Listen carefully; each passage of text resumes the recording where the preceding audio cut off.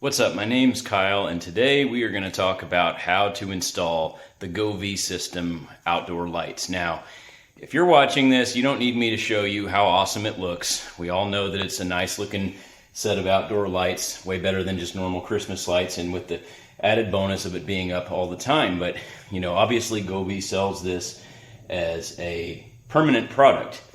And to me, that means that it really needs to be something that looks like it is part of the house. It needs to look seamless. It needs to look like it's well integrated. And I got to be honest, as pretty as it is, the rest of the time, I really have to be honest about the fact, and I think it needs to be discussed more, is that it really doesn't look that great the rest of the time if you just simply stick it up there. Honestly, you can put the lights up in a matter of minutes, and have a good light show, but there's a world of difference between that and actually making this product look like a well-integrated lighting system, and obviously, I'm sure you've heard of the Jellyfish brand system, some of the other ones that literally cost thousands to have installed.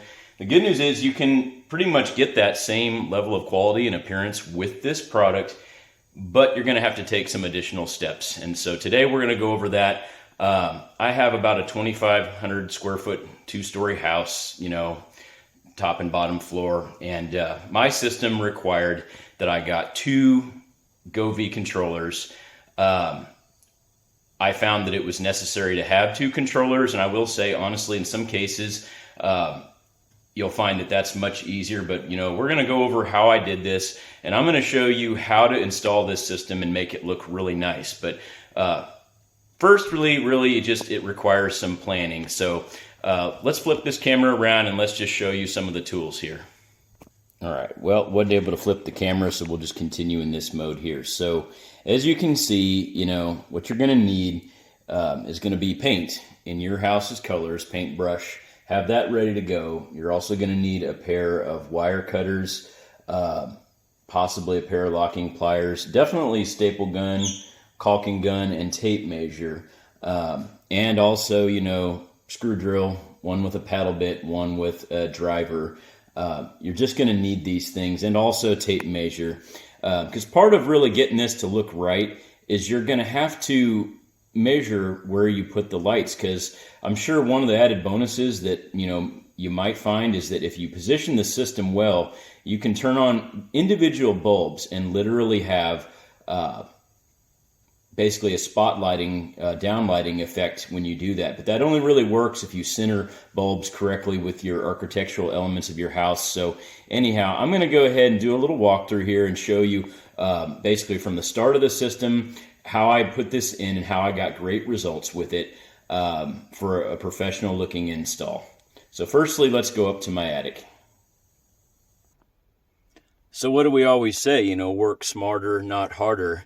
So as you can see, my Govee system starts right here with this little outlet that's in my attic. But you're thinking, well, all right, that's great. You have power there. Well, how did you get that? Well, honestly, think about what your house might already have. A lot of times you'll have lighting that's already been wired up in the attic. And with that, that basically puts power right where you need it. I found that, the Govee controller itself actually has a very long cable of its own. Right here, this cable that basically connects the smart unit, the RGB controller, to the lights itself is practically 12 feet long by itself. And so what I did is I ran that out all the way to the end of my soffit there, and that's where this started. I have another space up in my attic that basically has the same type of thing, but as you can see, we've got our power pack here, just basically plugged right into here for the power source for this light that's above me. So, really, a lot of this is just using what your house might already have. Don't create extra work for yourself. Take a moment to think about the features that your house might already have that you can use. So anyhow, this one is the one that I'll show you, but basically did the same thing on both ends of the house where I needed it. Just utilize what you might already have up in the attic and know that, the power unit itself has a pretty long cord before you ever even need to use that 12-foot extension that they provide in the 100-foot and longer kits. My installation basically included the 100-foot kit and the 50-foot kit, and that, of course, gave me 2 controllers and the correct number of lights in linear feet that I needed to do this house perfectly. So some of you would just maybe buy, if you can manage to do it with one controller, that's even better. There was literally physically no way to really make that work for my house. Because I'll tell you that these Govee products are very linear. I mean, I guess you could, in theory, you could cut and splice wires. You can do all that. Not really sure if that's going to create addressing problems or glitches in the system if you do that. So honestly, modifying the product like that might just eat up more additional time anyway. So sometimes it's better just to go ahead and buy additional hardware. So let's go ahead and look at what I've got on the outside of the house here. And I'm going to show you what I did to make this look a lot nicer than just, sticking them up and calling it good in 20 minutes. So let's go outside. So as I was saying, I have, like I said, a typical about 2-story house. And like we said earlier, you could just stick these up, be done real fast with it. But no, that's just, it takes a little more planning if you want a job done right. And I want these things to look invisible the rest of the time. So not going to bother with showing you a light show at night, because y'all know that the Govee lights look great, but I like the downlighting effects that I can create the rest of the time and have independent control of that. Can't really see that too good in the daytime, but what you hopefully can see is that the wiring itself, let me get this camera straight here, is pretty invisible. And let's look at it up closer here. I've got kind of a little step ladder, so kind of just running along my garage soffit here. Let's get up close. You're going to find that a major problem with this Govee system is that the wires are twisty. They do not want to lay flat against your soffits at all, and it looks like crap the rest of the time. And if you really want it to look like a pro install, something that belongs there, you really got to think about, how you're going to go about getting it to look integrated. And the way I did that is after I got all the lights positioned. Firstly, I'm going to say a word about positioning. They recommend, 10 to 24 centimeters from the wall. There's, people have different ways they've done it, I've seen, but, I chose to put these about the width of one of those light cubes themselves from the wall, because that creates the best effect for my purposes. And you can experiment around with this, but you'll find that it drastically affects the appearance of the light show later on. Putting them closer to the wall made sense here. This house has a lighter colored trim, so it really lights up, creates a nice triangular effect off of this wall. Even the color of the house will affect the appearance of your light show. If it's a darker colored trim, obviously if you have a lighter colored trim, you may want to put it up closer.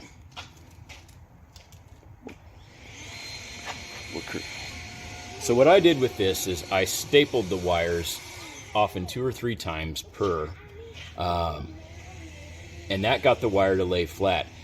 And I thought, well, painting it would surely be enough, right? Well, even then, it still doesn't look great, because you have kind of gaps and seams that show. So if you really want seamlessness, you're going to have to run a caulk bead under the wire, let that set up, and then paint over that. And then if you manage to do all that, you really will have something that looks like it's well integrated.